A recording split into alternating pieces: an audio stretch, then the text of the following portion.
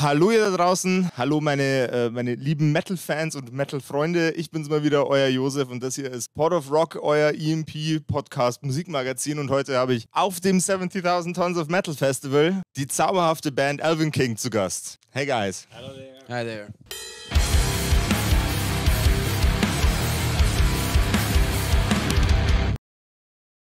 So, I would describe your sound as a very heroic, super dark interpretation of a slightly fantasy-induced heroistic music. Does that fit the bill? That's an amazing definition of our music. I think we wouldn't, be able to come up with such an amazing definition because, yeah, you put all the features of our music basically in there. You put the heroistic, which is kind of the epic part of our music, and then you put the super dark.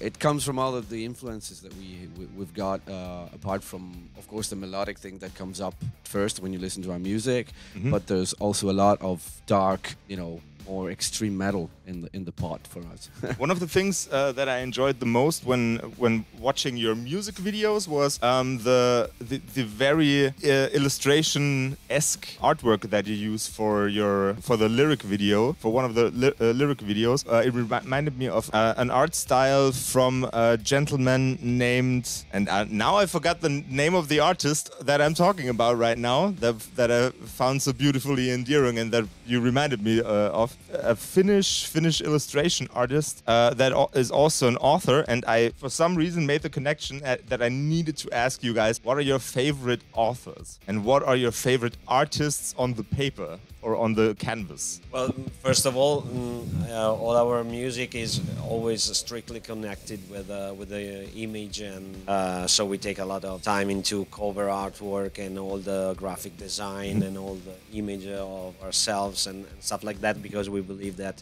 beside music we wanted to create something linked to the imaginary and what we express with the music and with the lyrics. So we take a lot of attention on the, let's say, graphic and visual side of the music. So about your question, there are a lot of great artists. The kind of question that you really are like confused. You have many names in your head and you just can name nobody actually.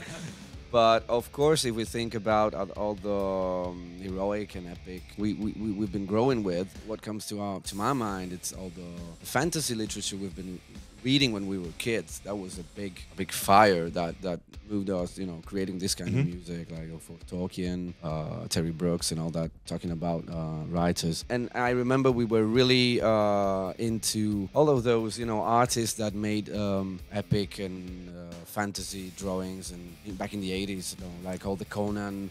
Yeah, like Frazetta, for example, and Kelly, all those, were really a great catalyst when we, started at the beginning. Now I know.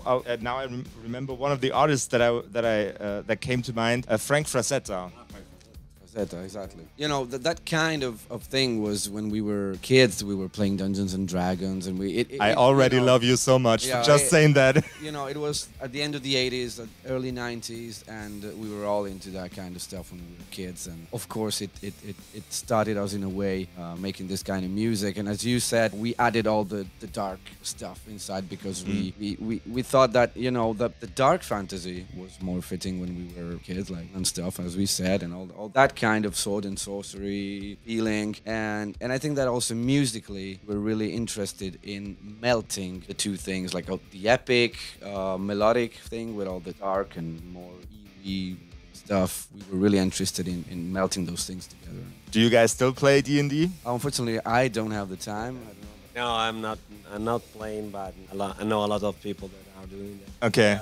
I suffer because I would like to, but I never find the time to do so. There is a cool project we are doing right now, which is there are some people who are in some adventure, D&D adventures based on our world, especially on the reader of the... No way. There's an ELVENKING based D&D adventure. There are some D&D groups that we know that are working on a big adventure that will cover all the three albums of our trilogy of the Reader of the Runes adventure. I had the chance to see the first adventure, and they were really cool. So it's a huge work. So it will be very big. So it will take some time, but you must give me a sneak peek on that. Yeah, I'm totally hyped for that. Absolutely. I think that we will publish it in some way after the third album or something like that. Could be a good idea. It sounds like an awesome idea. I'm a really big fan of that idea. Good to know. So we will keep on working on that for sure. Let's head back into your music. Is there anything coming up in the next months, weeks? Are there any festivals that you're particularly excited about to play after this awesome, amazing 70,000 tons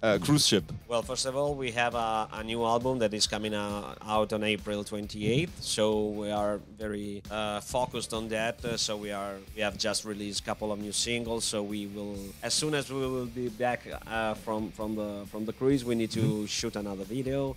So then another video, another single will come out, and then after the release, for sure we have some live shows already set. But we are working on that, and probably after the summer we will look out for a tour. So is there already a title for the album that we can leak here on the show? Yeah, sure. The title there is Reader of the Runes Rapture, which is the second chapter of our trilogy. So first one was Reader of the Runes Divination, which was released in 2019. Reader of the Runes Rapture by ELVENKING, and it's out on April 28. Head on to the stores, grab yourself, and will it be available on LP as well?